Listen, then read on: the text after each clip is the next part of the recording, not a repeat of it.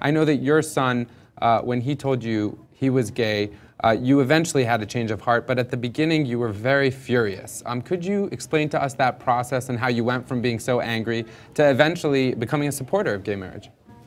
Yes, I would. Well, when he first came out, I thought he was confused, and I wanted to go get some information to help me straighten him out, so to speak.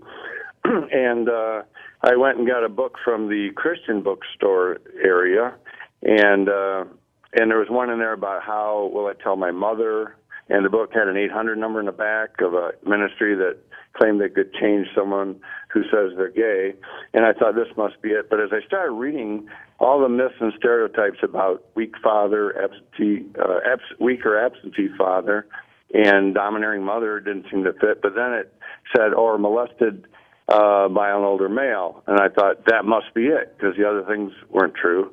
And I went off thinking, who was it? Was it a music teacher when he went to camp? And I was getting really mad, thinking somebody did something to my kid, and now he thinks he's gay because of it.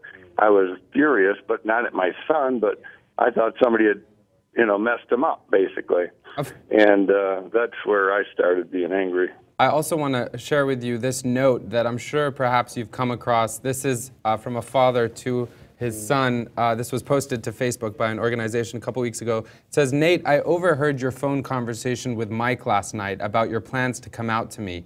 The only thing I need you to plan is to bring home OJ and bread after class. We are out like you now. I've known you were gay since you were 6. I loved you since you were born. Dad. P.S. Your mom and I think you and Mike make a cute couple."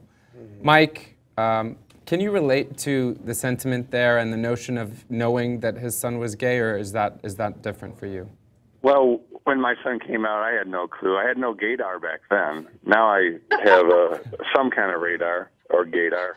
But my son really had all the courage to come out. I mean, he really did. He was in ROTC and lost his scholarship.